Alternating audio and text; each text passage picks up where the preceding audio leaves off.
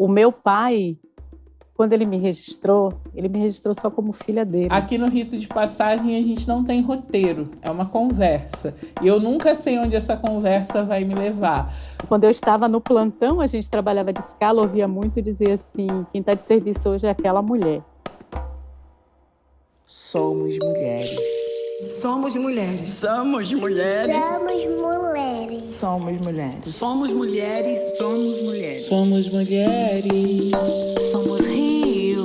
Somos rito. Somos riso. Somos caminho. Somos sorte.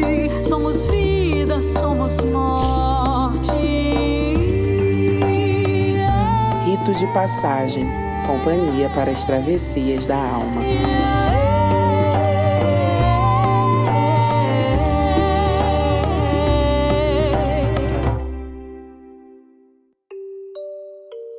Olá, tudo bem? Eu sou a Clarissa Guelves, terapeuta integrativa, criadora e entrevistadora do podcast Rito de Passagem.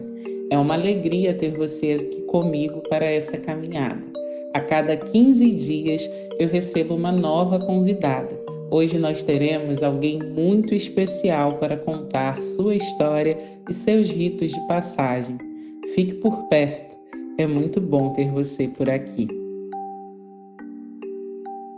Quero começar esse podcast agradecendo a todas as pessoas que têm trazido as suas histórias e partilhado comigo nas redes sociais sobre o quanto o que a gente vem falando aqui tem sido importante para que elas possam se olhar também e o quanto ouvir histórias de outras pessoas tem mudado a percepção que elas têm delas mesmas.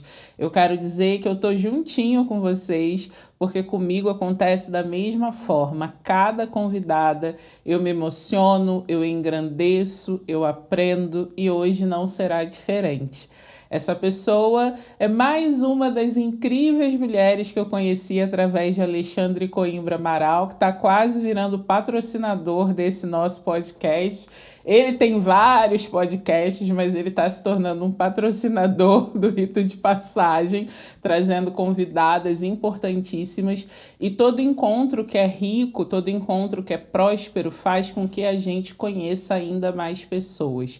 E essa pessoa, ela me chama atenção desde a primeira aula, com a sua fala doce, com a sua voz delicada, mas ao mesmo tempo com uma força que a gente nem imagina quando a ouve falar de forma tão tranquila e com esse sotaque tão gostoso.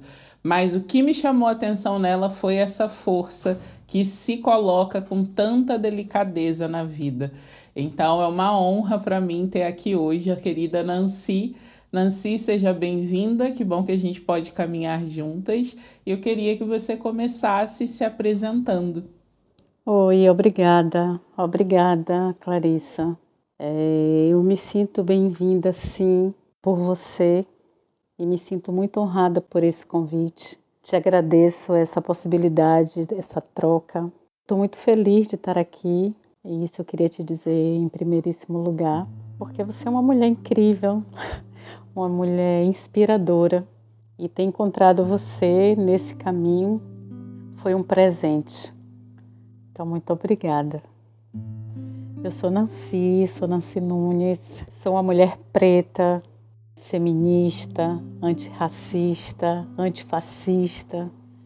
Tenho 59 anos, sou neta de Jardilina, filha de Valdelice e Antônio, mãe de Nietzsche e de Iuá, sou avó de Nina e de Sol. Tenho uma formação como pedagoga e também uma especialização como administradora de serviços, que serviu durante muito tempo ao meu trabalho no aeroporto, onde eu fiquei por mais de 30 anos. E hoje psicóloga, atuando aqui em Salvador, Bahia, faço atendimento online, faço atendimento presencial. E estou aqui muito emocionada, muito feliz de estar aqui. E é isso. Que bom, Nancy, que bom que você está aqui. Queria eu estar nessa terra linda nesse momento, que saudade de Salvador. Desde os meus 18 aninhos que não volto, preciso voltar. E aqui, Nancy, quando a gente começa a falar dos nossos ritos, nós temos a nossa tradição de falarmos do nosso nascimento. Seus olhinhos brilharam quando a gente começou a conversar falando dessa possibilidade. E como dizem por aí, baiana não nasce, baiana estreia. Então eu quero saber como foi essa noite de estreia de Nancy nesse planeta e o que envolveu esse momento tão importante. É interessante, Clarissa, você falando na abertura da questão das mulheres, do coletivo. Na hora me veio a imagem que ontem eu fui com umas mulheres de um projeto que eu faço parte, que é o Tamo Juntas, e comemorando os 6 anos da Tamo Juntas, nós fomos no Parque São Bartolomeu, que é um parque aqui de Salvador, muito pouco divulgado, que é de uma energia incrível, tem uma história, foi um quilombo, tem várias cachoeiras, e eu fui naquele lugar quando criança. E eu tinha uma imagem de que eu acompanhei um grupo de mulheres e que chegando naquele lugar, quando as mulheres elas entravam para tomar banho em uma cachoeira específica daquelas, elas manifestavam entidades e orixás. E isso era um registro que eu tinha de criança. Posteriormente, eu ouvi falar do parque, alguém talvez tenha me apresentado uma foto do parque que eu dizia, não é essa imagem que eu tenho. E aí eu tinha uma ideia que fazia parte da minha fantasia quando criança. Mas aí quando eu estive lá ontem, percorrendo, eu vi a cachoeira que eu tinha na imagem. Então é um lugar belíssimo, onde tem muita ancestralidade, uma presença muito marcante, muito bela, muitas árvores. Inclusive, de uma tatuagem que eu tenho no braço que eu fiz recentemente, eu vi as folhas que o tatuador escolheu para colocar e fiquei muito emocionada. Foi um retorno, ontem foi uma manhã muito especial para mim nesse lugar, né? Enquanto mulher preta aqui na Bahia, da minha ancestralidade, da minha história, das mulheres que compuseram a minha vida. E quando você começou a falar, e eu me coloquei lá naquele lugar, naquele verde, e pude de novo dar as mãos àquelas entidades. Lamentavelmente, como tem essa história voltada para o povo preto, então precisa de mais um pouco de cuidado e de olhar, porque existem olhares outros já distantes sobre aquele local e a gente corre o risco até de perder. Mas enfim, eu queria falar dessa beleza desse lugar. E falando do meu nascimento, é muito interessante porque eu vim me dar conta de muita coisa depois de alguns processos terapêuticos. Porque o que eu sei da minha história é assim, a minha mãe foi uma mulher casada e tinha 4 filhos. E num desentendimento com o marido, segundo eu soube, ele era muito mulherengo, ela já tinha separado dele outras vezes e sempre voltava. E aí ela estava com um filho de 1 ano, nascido. E uma dessas brigas com ele era uma mulher jovem, de 20 e poucos anos. Ela teve o primeiro filho com 17 anos. E ela conheceu meu pai. E aí eles se relacionaram. E ela engravidou. O meu pai morava com os pais dele. Ele era o caçula de 8 filhos. Ele tem um outro filho de um relacionamento de uma namorada, mas que, como ele não quis casar, a sogra dele da época não deixou que ele registrasse a criança. Mas a gente tem contato, meu irmão, não tem muita aproximação dessas histórias todas. E aí minha mãe engravidou. Quando ela contava isso para as amigas, ela dizia assim, essa daí sou eu. Eu só não tomei veneno para perder, porque iria eu e ela. Mas assim, tudo que eu pude fazer para que não tivesse esse bebê, eu fiz. Mas assim, ela só não sabia que eu viria, né? Não tinha, já havia uma decisão. Eu até brinco, né, com o nome que foi escolhido para mim, que é Nancy, que se aproxima muito de Nasci. Não teve muita escolha para ela. Foi difícil, e eu vim compreender mais tarde o quanto que isso significou. Ela era muito apaixonada pelo ex-marido. Por outro lado, meu pai também não tinha interesse em casar ou em ter filhos. Meus avós paternos também, principalmente a minha avó, eu representava algo que ela não queria. por essa história, e só depois, buscando entender, muitos anos de terapia e tentando compreender e buscando na minha mente, no meu coração, nas minhas emoções, onde é que estava? Esses registros vieram depois. Eu lembro que eu tive um relacionamento, uma época já madura, já depois de meus filhos, depois de separado, enfim, que são outras histórias. E aí, uma vez eu estive com ela, eu estava muito triste, porque eu tinha terminado o relacionamento. E ela me disse assim: minha filha, vai ficar tudo bem, isso vai passar. Comigo foi muito mais difícil e passou. Eu queria voltar num relacionamento e eu não podia porque eu estava grávida. E eu não sei se naquele momento ela tinha noção do que ela estava me revelando, mas naquele momento ela estava me revelando que realmente o meu nascimento foi um rito de passagem extremamente poderoso e potente, não só na vida dessa mulher, na vida deste homem e, sobretudo, na vida dos 4 filhos que ela tinha desse outro relacionamento. Porque ela não pôde trazer essas crianças com ela. E era um irmão somente de 1 ano. E o meu pai não aceitava esses filhos. Muitas vezes eu lembro, e aí eu tenho um flash, e a gente tem flashes, né? Flashes de memória, dos meus irmãos irem lá em casa, assim, muito rapidamente para ver a minha mãe, enquanto o meu pai não chegava. E aí eu trouxe comigo, de uma maneira inconsciente, uma responsabilidade muito grande por todas essas histórias. E eu não tinha consciência disso e eu sofria por isso. Ainda sofro. Ainda está presente em mim. Claro que com outros significados, talvez com menos dor, mas ainda muito presente. Quando eu compreendi o quanto que eu me responsabilizava e me punia por tudo isso, principalmente pelo meu irmão, que é encostado a mim, e que todas as vezes que eu estou com ele, eu olho para ele e assim, é como se eu estivesse pedindo para ele o tempo todo desculpa, perdão pelo seu abandono, porque era uma responsabilidade dada, muito provavelmente de forma aleatória, em algum discurso, em alguma fala da minha mãe. Acho que foram várias tentativas, ou várias possibilidades, na verdade, de eu não estar aqui. Eu nasci em casa, ouvi algumas vezes uma história de que não tinha, no momento não foi encontrado nada para fazer o corte do cordão umbilical e que foi feito com a tesoura velha, enferrujada. Apesar dessa mulher ser uma mulher que fazia parto, ela não estava preparada para isso. Essa pessoa desapareceu porque ela assim estava certa de que eu morreria, né? Parece que existia um projeto, né, por conta de como foi aquele nascimento. E só depois de muito tempo foi que eu vim saber que minha mãe teve uma infecção, depois precisou ser cuidada e tal, além ainda de frustrar a expectativa do meu pai, porque ele queria um menino. E eu cheguei meio que atravessada, dizendo assim, opa, vamos logo entender que a gente não tem controle de absolutamente nada nessa vida e que vocês projetaram muitas coisas sobre a vida de vocês e sobre mim e que está tudo meio que diferente. É isso. No dia 13 de agosto do ano de 1962, o ano, inclusive, em que estava nascendo a psicologia aqui no Brasil, assim nasce Nancy Nunes nesse mundo, nesse lugar.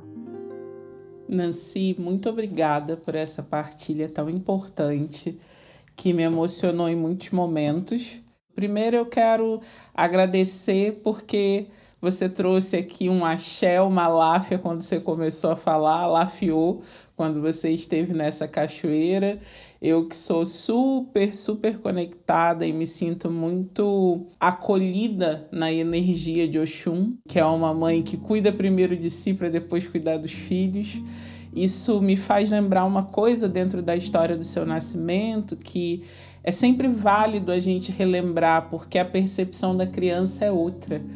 E nós, enquanto adultas, podemos reescrever essas memórias da nossa criança com os recursos que a gente ganha ao longo da vida.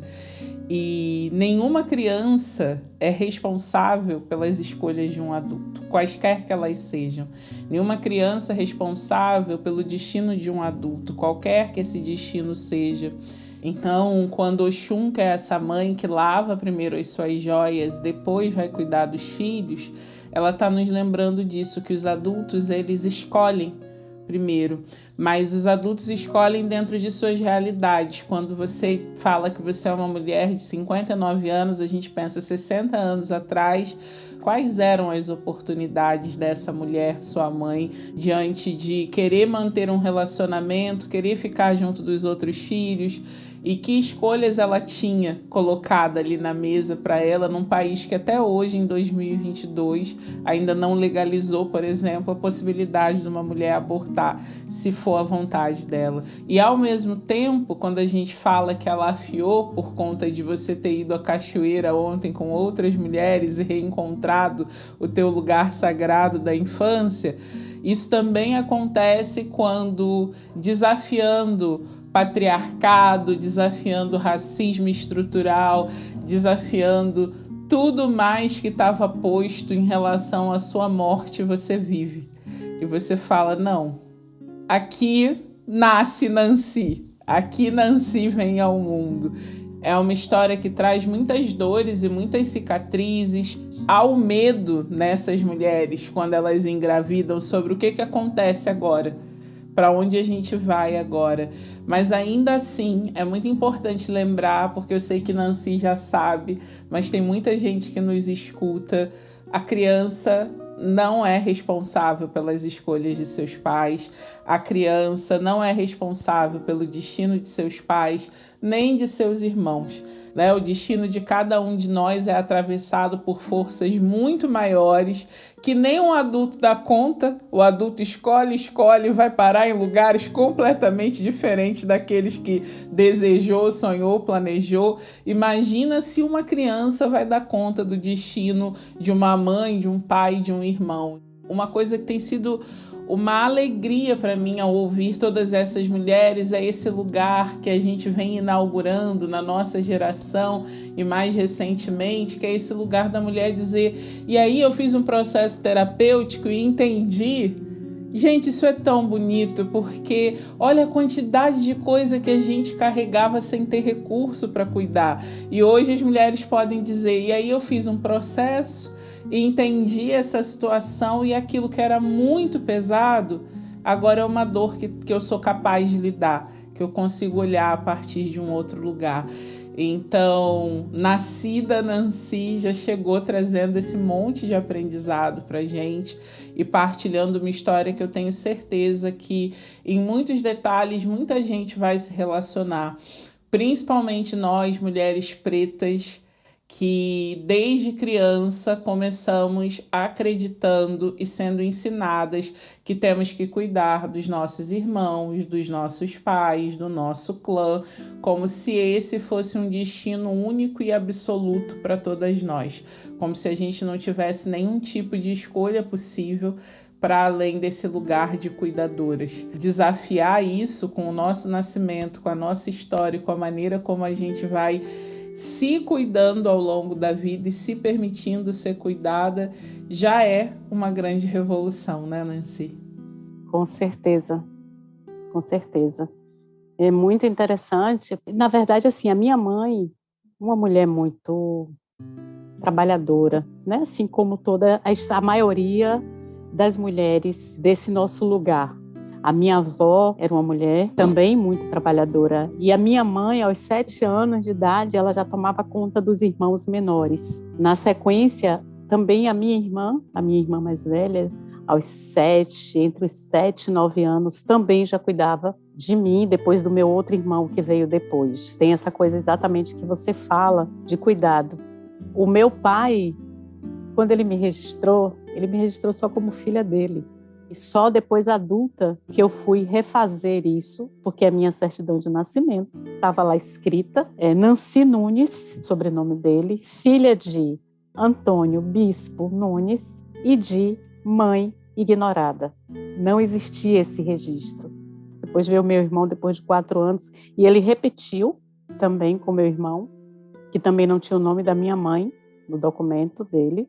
E mais tarde, adulta, já trabalhando, eu busquei uma pessoa, uma advogada e tal, e fui lá colocar o nome da minha mãe. Pude fazer isso comigo, com o meu irmão, e o meu outro irmão que ficou, eu não sei a partir de que momento, quando o pai dele ficou sabendo que meu pai tinha registrado a minha assim, ele retirou também o nome da minha mãe, da certidão de nascimento do outro, e depois eu pude corrigir isso, né?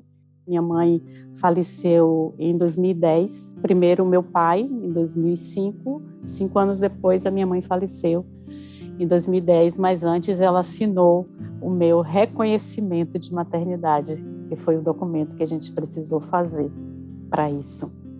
Escutar você falando isso é conhecer uma outra versão da manifestação do machismo também. Se eu não posso ter essa mulher como eu quero, se ela não se comporta como eu desejo, se ela não se posiciona da maneira que eu espero, ela não vai fazer parte disso aqui. Então a gente invisibiliza essa mulher de alguma maneira.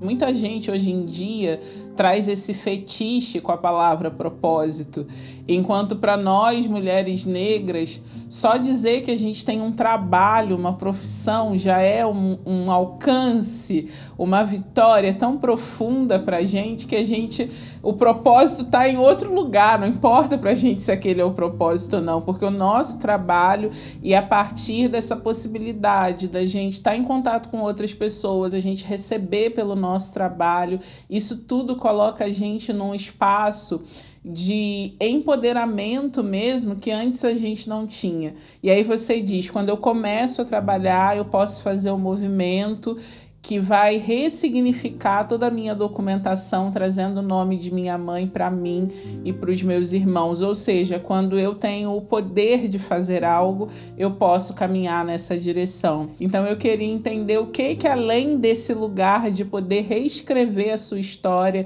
os seus documentos e trazer a presença da sua mãe para tudo isso que é oficial, para além da presença dela que estava ali com vocês. Como é que esse trabalho transforma você na mulher que você é e como é que a mulher que você é transforma esse trabalho, essa profissão num rito de passagem? Então, Clarissa, eu vim da Fazenda Grande do Retiro, que é um bairro periférico.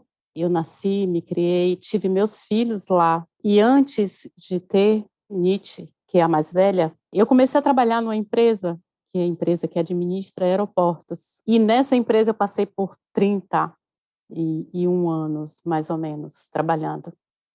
E foi um local onde eu aprendi muito, através do meu serviço prestado, né? E do que eu pude receber, eu pude fazer uma trajetória que não é comum à maioria das mulheres pretas de bairro periférico, de uma mãe de 4 filhos. Então, eu trabalhei uma época no administrativo, como a gente chamava, uma mulher preta, coordenadora da área de recursos humanos, desafiou o superintendente a fazer um concurso interno para a ocupação de um cargo, historicamente dentro dessa empresa, que tem uma vinculação militar muito grande. Ela desafiou esse superintendente a promover um concurso interno aberto para a participação de homens e mulheres. E eu participei desse concurso.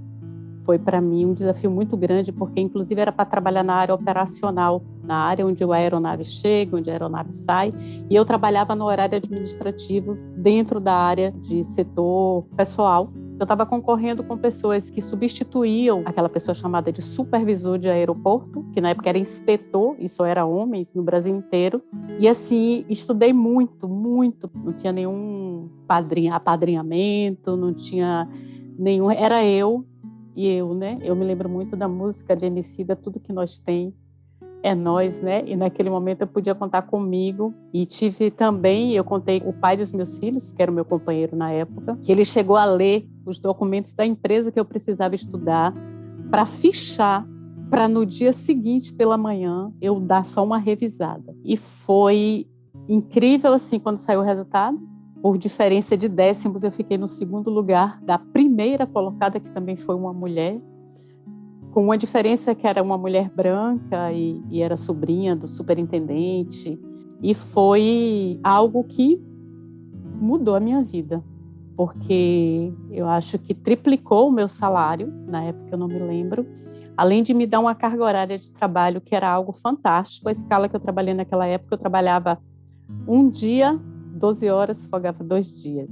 Depois essa escala ao longo do tempo mudou muito, mas assim, para mim foi algo que eu não contava, não esperava, e realmente foi um momento que a minha vida deu uma guinada em termos de recursos para melhor gerir a vida dos meus filhos e mexer um pouco na história de mulheres pretas, que é uma exceção. Isso não é meritocracia, isso não é um padrão, isso não é porque alguém foi lá e conseguiu, não. Isso foi uma oportunidade. E depois desse lugar, eu era considerada no meu local de trabalho como um sargentão, era assim que me chamavam. Assim, quando eu estava no plantão, a gente trabalhava de escala, ouvia muito dizer assim, quem está de serviço hoje é aquela mulher. E por que tanta rigidez? Eu tinha 20 e poucos anos, eu fazia gestão de mais de 80 pessoas. O supervisor de aeroporto, ele é considerado, era chamado do oficial de dia, porque era a pessoa que respondia de um fósforo no chão a um acidente aeronáutico. E o que eu tinha como ferramenta era a legislação, era a norma. Então, eu lia a legislação da aviação civil e cumpria, porque se eu tivesse que fazer alguma coisa errado, tinha que estar pautada na lei, porque eu não tinha outra defesa. Era somente eu, mulher preta, pobre, com origem periférica, sem nenhum suporte de apadrinhamento, de proteção, e eu precisava me valer. Além dessa cultura que a gente vive, do patriarcado, que você já trouxe, do machismo. Nós éramos as primeiras mulheres a ocupar aquele posto no Brasil. Nós tínhamos que fazer 200%. Para eles bastava fazer 50% ou 70% e estava tudo bem. E a gente precisava acordar todos os dias provando que a gente era capaz. Eu lembro que eu fiquei 10 anos nessa função e era, de fato, considerada a supervisora do aeroporto. Todas as situações de um aeroporto, a primeira pessoa que se chama é o supervisor do aeroporto. Daí, depois de um tempo, eu fui para a coordenação de operações, que também era uma área já administrativa, que tinha a responsabilidade todo o movimento do aeroporto, né? Desde o momento que o passageiro entra naquele bambuzal para pegar um aeroporto, até o momento que a aeronave decola, é uma responsabilidade que passa por essa coordenação. Fiquei um período na gerência também de operações e também assumi a superintendência do aeroporto por um período mais curto, porque eu dizia assim, já não era mais aperto, eu tinha que sangrar para me manter naquele lugar. E foi um momento que eu digo, não, aqui eu paro, aqui deu, aqui eu não quero mais, que é um outro momento, outro rito e um outro momento da minha vida. Tive meus filhos, né? Ali eu construí a minha casa, ali eu pude ter plano de saúde, também eu me distanciei da criação dos meus filhos, então eu pude viver de fato a minha vida. Eu considero realmente um dos lugares onde foi possível realizar muita coisa, sofrer muita coisa, perder muita coisa, que foi o ambiente do trabalho. 30 anos para uma mulher de 59 é metade da vida, né? É muito tempo. A gente parar para pensar em termos de quanto tempo você ficou ali dentro. Você trouxe o Emicida, eu vou trazer para a roda também aqui o Mano Brown e a Viola Davis, porque o Mano Brown, ele diz assim, a coisa mais preciosa e que as pessoas mais atacam em relação à população negra são os sonhos, né? Porque se você mata o sonho, você mata o sujeito. Porque a gente se move por esse sonho, por esse desejo de uma vida melhor, por essa necessidade da liberdade, pela busca dos nossos direitos. Não à toa, um dos discursos mais emblemáticos para as pessoas pretas é I have a dream. Então, o sonho é muito importante para nós. E dia desses eu estava assistindo uma entrevista da Viola Davis e uma pessoa faz aquela clássica pergunta que se faz para qualquer pessoa que não é branca. Mas por que a representatividade importa? Em 2022, nós ainda estamos debatendo isso. E ela traz uma resposta de um jeito que para mim foi tão tocante que até agradeci por alguém ter feito essa infame pergunta a ela. Que ela diz que a representatividade é sobre o sonho. quando eu vejo alguém ali, eu entendo que eu também posso estar ali, eu posso imaginar isso, e imaginando isso eu posso sonhar, e sonhando eu posso chegar lá. Então você tendo estado nesse lugar por 30 anos e tendo crescido dessa forma, eu fico aqui pensando quantos sonhos não foram preenchidos pela tua presença ali. Quantas outras mulheres, mães, pretas, em outros cargos, em outras situações, não olhavam para você e para sua carreira ali e pensavam, é possível, eu também posso fazer isso. E mais uma vez, Dona Nancy desafiando o patriarcado, o machismo estrutural, estreando em lugares, abrindo caminhos. E quando você diz, no momento em que eu comecei a sangrar por estar ali, foi a hora que eu entendi que era preciso parar. Isso, Nancy, é tão precioso para todas nós. Principalmente para nós, mulheres pretas, que somos ensinadas, mais uma vez, que o sacrifício, o sangue, o suor e a lágrima precisam estar em todos os nossos compromissos.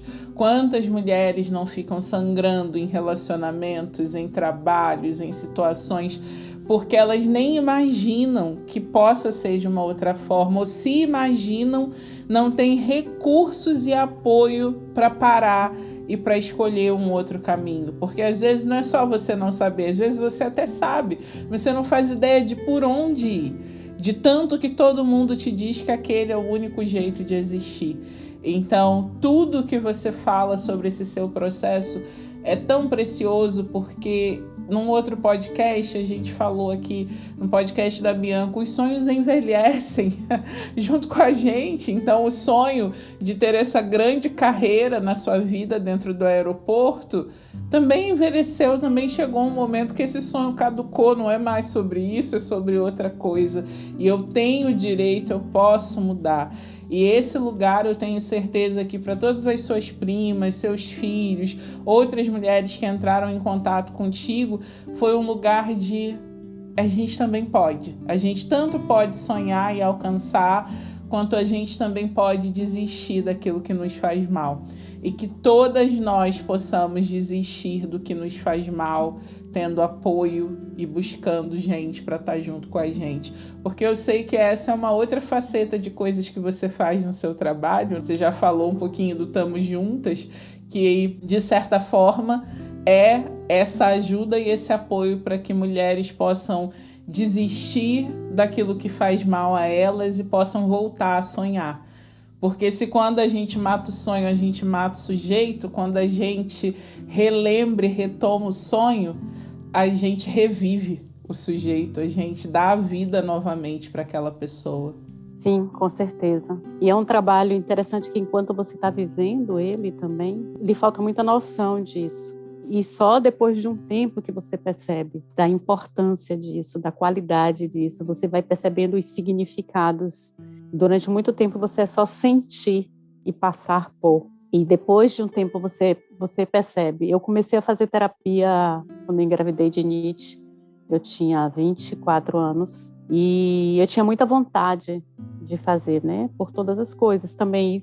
Por tudo que me atravessou durante toda a minha vida, durante toda a minha trajetória, dos abusos, dos assédios. E aí eu tinha vontade, conheci uma amiga, né, uma pessoa muito querida. Se eu estivesse agora num programa de televisão, eu ia mandar um beijo para ela, Joselita, ó, um beijo para você. Eu comecei a fazer terapia e sempre fiz muitos trabalhos. Eu fiz um trabalho que eu tinha muita vontade de fazer, que é curando a criança ferida, mas um trabalho que me trouxe também muitas libertações, porque a gente passa por muitos entraves, muitos fechamentos. Foi um trabalho com palhaças. Palhaças, bem-vindas sois vós. E eu fiz logo depois que eu fiz a criança ferida, e eu digo, gente, como o lugar do riso é um lugar libertador. A gente não precisa só entrar em contato também com a tristeza, com o sofrimento, com a dor, externar as lágrimas e tal, para fazer umas liberações, umas limpezas. Mas aquele foi um dos trabalhos de todos que eu passei, assim, que mais trouxe para mim essa possibilidade de cadê o meu sorriso, né? Como isso é curador.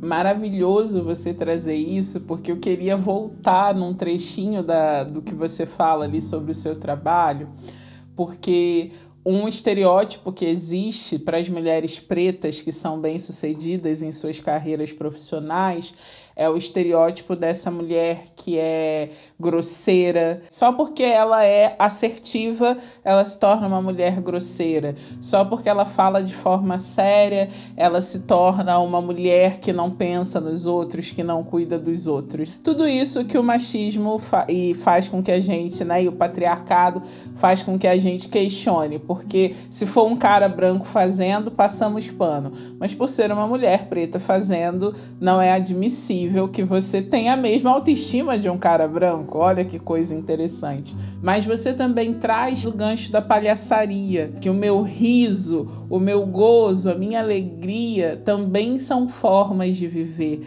também são possibilidades. Esses dias eu também assisti uma outra entrevista da Ana Paula Chongani, que é uma influencer preta, mãe, empresária, e ela diz assim: eu quero ter um programa para performar felicidade, onde mostrem momentos em que eu sou feliz e eu ganho dinheiro para isso. Quando ela falou isso, eu fiquei, mas quem tem esse programa? E você para pensar quanta gente branca vive disso. Ah, não, eu sou uma pessoa rica, feliz, minha família. Tem barraco? Tem, mas é o que torna a gente interessante. E quando ela falou sobre isso, eu fiquei me perguntando quantas referências pretas eu tenho que estão por aí só vendendo felicidade. Por que a gente não está nesse lugar também? E quando uma mulher preta descobre o poder do seu gozo e do seu riso, não para o outro, não para agradar o outro, mas para sentir essa felicidade, mais uma vez nós estamos destronando a estrutura e assumindo as nossas coroas. Então eu queria que você contasse um pouquinho mais pra gente sobre como que a potência do riso, da alegria, transformou a sua vida e foi também um rito de passagem. Interessante. Felícia é uma mulher preta que faz um trabalho de palhaçaria aqui. Ela faz aqui, mas já faz trabalho em outros estados. E aí a minha filha, que abre muitos portais para mim, né? Ela sempre está trazendo essas informações, essas coisas. A mãe, ela fez e falou, nossa, a senhora deveria fazer. E ficou, e aí eu fui fazer. E foi de uma beleza, porque assim, através do riso e da palhaçaria, eu identifiquei que eu estava num relacionamento abusivo. E eu também entrei em contato com tanto de riso que eu tinha, sem perceber direito onde foi que ele tinha sido silenciado, onde foi que ele tinha dito, ó, você não fica dando muita risada, né? E agora falando aqui, até eu me lembro assim que a minha mãe, ela dizia assim, muita alegria desperta o sono. Meu pai contava muita piada, mas a minha mãe, ela tinha muito ditado popular. Tinha um que falava do riso. E ela, quando a gente estava, muitas amigas, e brincando e rindo, e ela vinha dizer, está nesse kikiki, kkk, por quê? A gente não podia rir. E, de alguma maneira, o nosso riso, no lugar de pessoa preta, no lugar de mulher preta, no lugar de mulher, de forma separada e de forma junta, a gente é calada, né? Pode ficar rindo muito. E quando você vai fazer um trabalho de libertação, que é pelo riso que você encontra o seu caminho, é pelo riso que você se conecta com a terra, é pelo riso que você se encontra com a sua ancestralidade, que é por poder ser, por poder estar de forma íntegra, integrada, inteira. Foi muito libertador. Pintar a cara de lama, se sentir palhaça, ir para o lugar do ridículo e tá tudo bem, é um lugar de autoaceitação. De você se perceber como tão múltiplo e autorizado para ser desse jeito. Porque existem muitas, como é que eu diria, muita repressão e muita opressão para você ser inteiro. Então você precisa caber dentro de uma caixa e o que ficar de fora, descarte e ainda suprime e aperta o que fica dentro também. Estar nesse lugar de liberdade sem caixa, eu tenho uma sensação às vezes de colocar você pelo avesso, sabe como é que é? E deixar os órgãos também soltos, pulando, pinotando e voltando de novo para o seu lugar da sua funcionalidade e que não tem nenhuma perda por isso, muito pelo contrário, você encontrar a potência de tudo isso, é um lugar de muita libertação, de muita alegria, literal. A sabedoria que fala dos nossos engendramentos, desses emaranhamentos estruturais. Muita alegria desperta o sono, e o sono é esse lugar do inconsciente, o sono é esse lugar onde eu estou vulnerável para tudo que está acontecendo. O sono aí como essa ferramenta de nos calar, porque no sono eu estou calada, no sono eu não estou vendo, no sono eu estou velada.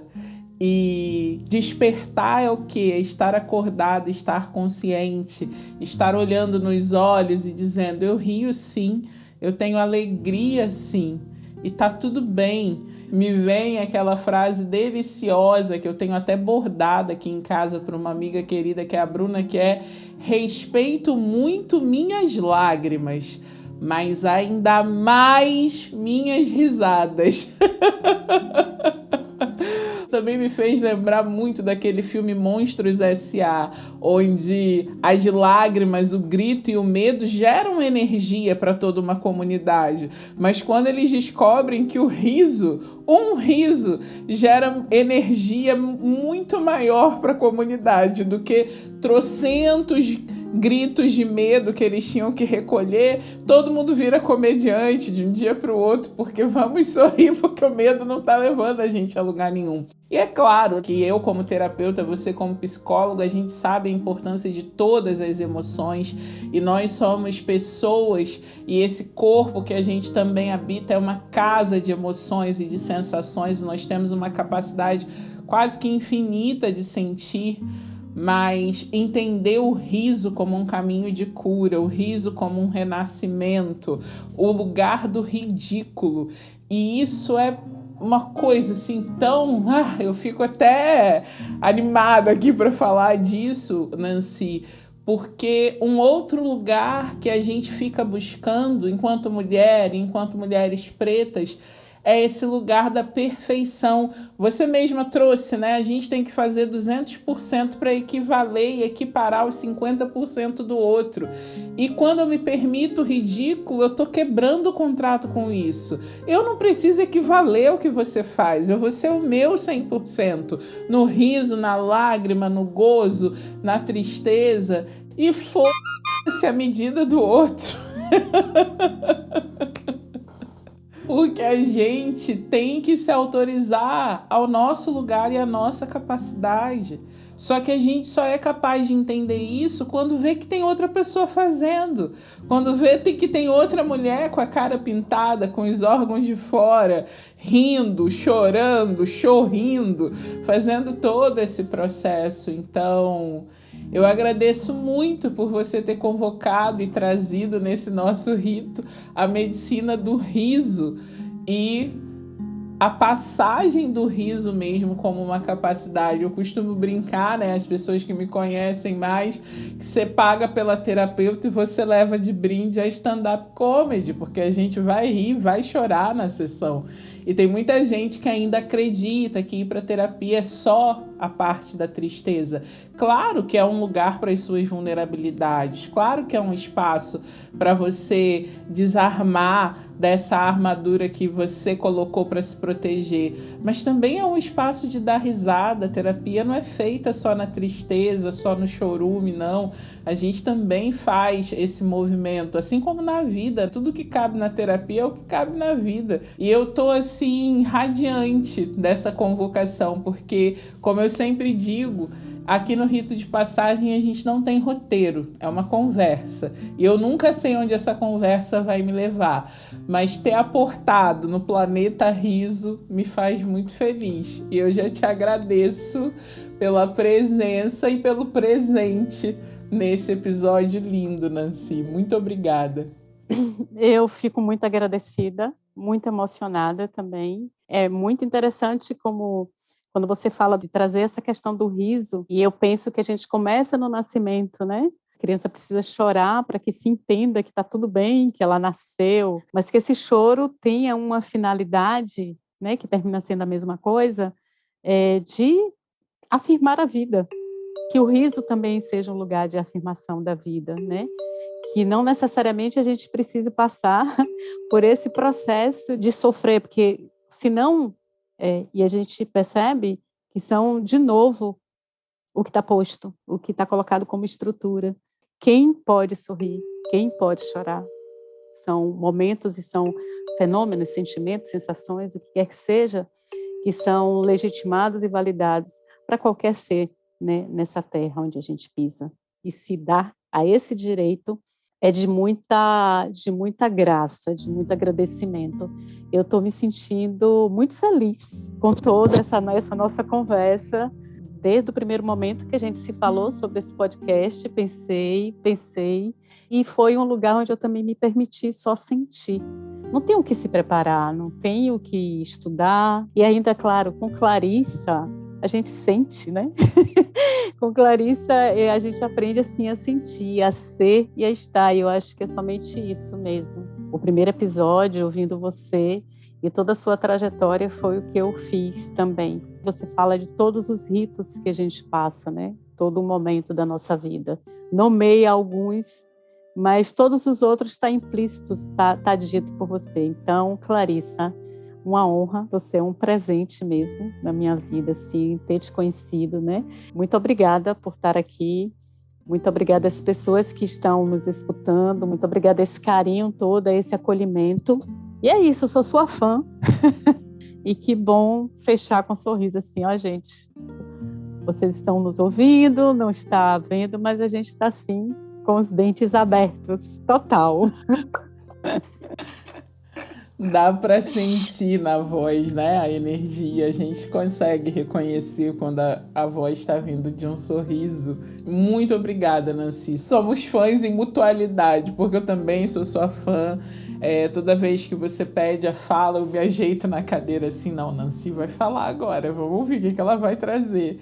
Então, muito obrigada mesmo pela tua presença. É lindo começar sem saber. A gente falou disso no começo do podcast, né? Que nós adultos também não temos esse poder todo sobre o nosso destino. Então, eu gosto muito de entrar nesse navio, nessa nave espacial, com cada um que chega. Olha, me sentindo a Xuxa agora. Entrar nessa nave espacial com cada um que chega e parar num lugar desconhecido. E hoje, assim, eu tô terminando levinha, sabe? Uma sensação de, é tão bom dever cumprido desse lugar também. Que a gente possa se permitir, que a gente possa rir, gozar, e que você vai fazer uma coisa que você goste muito agora, tá, Nancy? Eu e você que está nos ouvindo, para a gente continuar nessa alegria. E principalmente para nós, mulheres pretas, que o riso seja nosso companheiro e venha afirmar a vida, como a Nancy disse. Muito obrigada, gente. Até o próximo. Esse é o momento em que todas essas imagens podem ser elaboradas dentro de nós.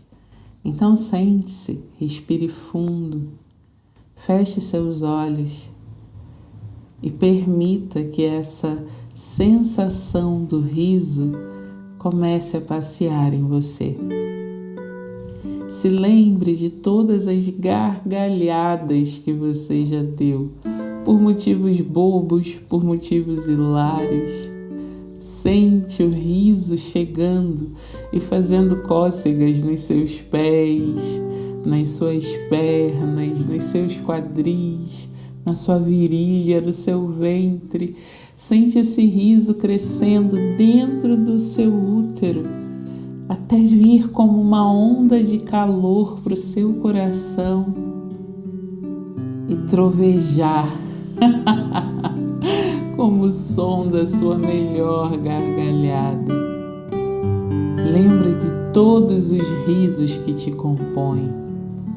A risada que você deu com uma amiga, a risada que você deu de si mesma, o momento em que você gargalhou quando todas as outras pessoas estavam sérias.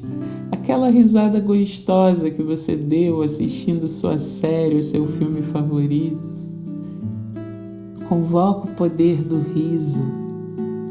Perceba que agora você já está sorrindo. A alegria pode ser convidada. A gente nem sempre precisa esperar a alegria chegar. A gente pode encontrá-la nas várias páginas de nossa história. Nosso passado também é construído de risadas. Então sorria, ria. Deixe a sua voz virar essa cascata de luz que ilumina tudo ao seu redor. Deixe esse sol sair através da sua boca num sorriso. E veja o quanto você expande, ilumina, cresce quando você dá uma risada. Abençoado seja cada sorriso, abençoada seja cada risada. E é rindo que eu te digo, seja bem-vinda de volta.